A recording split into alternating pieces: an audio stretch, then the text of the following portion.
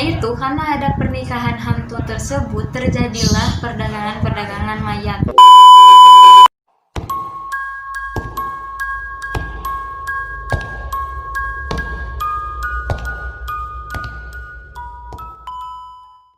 Assalamualaikum warahmatullahi wabarakatuh. Ketemu lagi sama aku Irfan Elvia di sesi barengan. Oke, kali ini tuh aku bakalan bawain cerita tentang pernikahan hantu di Cina.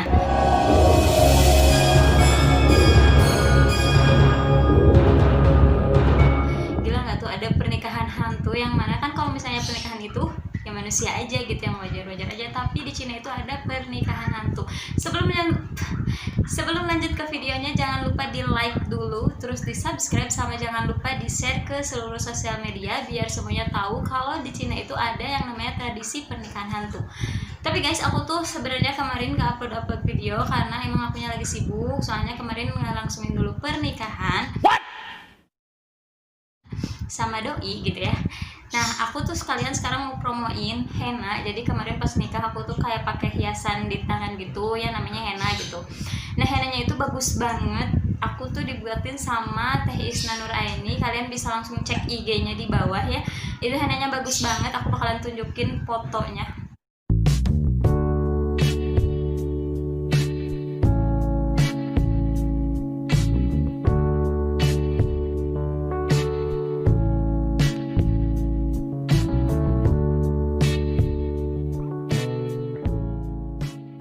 Sekarang tuh lagi musim banget hennanya yang warna putih. Aku waktu itu emang pakai hennanya yang warna putih dan itu tuh bagus banget dan stay on banget sampai sore. Aku kan waktu itu sampai sekitar jam 4 belum aku hapus dan itu tuh masih bagus, masih kayak kuat banget.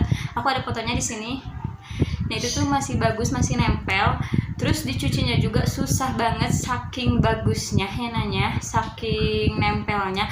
Terus lukisan-lukisan, gambar-gambarnya juga bagus-bagus banget. Kalian bisa request mau kayak gimana, dan warnanya juga banyak, bukan cuma putih. Kalian bisa mix sama, misalnya mau sama warna gold atau sama yang lain-lain. Kalian bisa langsung aja chat di Instagramnya Teh Isna atau Facebooknya. So itu aku tadi promoin hennanya segitu aja ya. Kalian langsung aja kalau kepo, buat yang para cowok nih, kalau misalnya pengantinnya nanti pengen cantik gitu, si ceweknya pengen cantik, kalian boleh banget langsung DM Teh Isnanya, dijamin harganya juga murah banget dan bagus banget. Oke, kita lanjut aja ke ceritanya. Nah guys, umumnya kalau misalnya pernikahan itu kan manusia sama manusia yang masih hidup tentunya ya. Tapi di negara Cina itu ada yang namanya pernikahan hantu, yang mana mereka itu menikahkan manusia atau wanita yang sudah meninggal dengan pria yang sudah meninggal. Karena mitosnya di sana itu kalau misalnya pria yang sudah meninggal dan masih lajang tidak mendapatkan jodoh, ya lajang pasti nggak dapat jodoh ya. Nah, kalau misalnya mereka meninggal itu arwahnya bakal gentayangan dan meminta jodoh gitu. Jadi memang kayak dinikahkan agar mereka itu nggak kesepian di alam baka senah gitu ya. Jadi kan memang beda banget ya sama pemahaman kita sebagai orang Islam. But itu kan di negara orang lain dan kita juga hanya sekedar tahu aja gitu. Jadi jangan mempermasalahkan. Nah, jadi di sana itu memang kayak biasa aja gitu, udah jadi tradisi, bahkan udah jadi tradisinya itu selama 3000 tahun. Gila nggak tuh? Coba kalau itu ada di Indonesia mungkin aja udah dihujat sama netizen kali ya, udah ada di beranda-beranda Facebook kalian. Tapi ini karena di Cina, jadi mereka memang kayak menganggap lumrah karena memang sudah tradisi bertahun-tahun, beribu-ribu tahun gitu guys. Jadi memang kayak ya udah gitu, itu bukan hal yang tabu banget gitu. Nah, sayangnya itu karena ada pernikahan hantu tersebut terjadilah perdagangan mayat. Ya, jadi kalau misalnya manusia udah terpayu gitu ya, mayat juga dijual gitu. Nah, jadi terjadilah perdagangan mayat yang mana itu dijual buat mereka yang memang membutuhkan mayat-mayat perempuan gitu loh.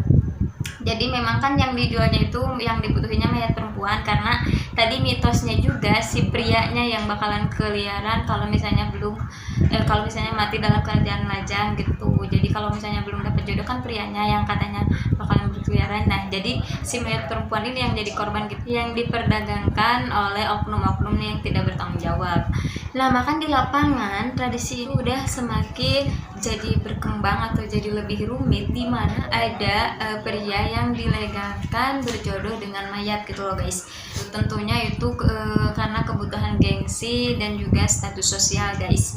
So jadi karena adanya hal yang makin rumit ini, semakin berkembanglah itu penjualan mayat di sana, sehingga tercatat ada 12 kasus pembunuhan yang terjadi di sana guys. Ya tentunya itu untuk kebutuhan perdagangan mayat karena ada tradisi tersebut gitu.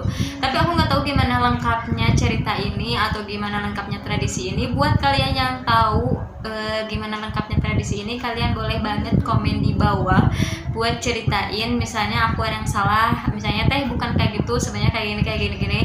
Kalian boleh banget ceritain di bawah, kalian boleh banget tambahin di bawah. Misalnya ada aku yang misalnya ada yang kurang dari aku, kalian boleh banget komen di bawah. Segitu aja cerita dari aku sekarang.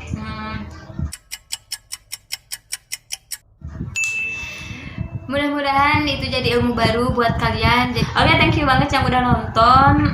Mudah-mudahan kita bisa ketemu lagi di lain hari, dan mudah-mudahan kita semua dalam keadaan sehat walafiat.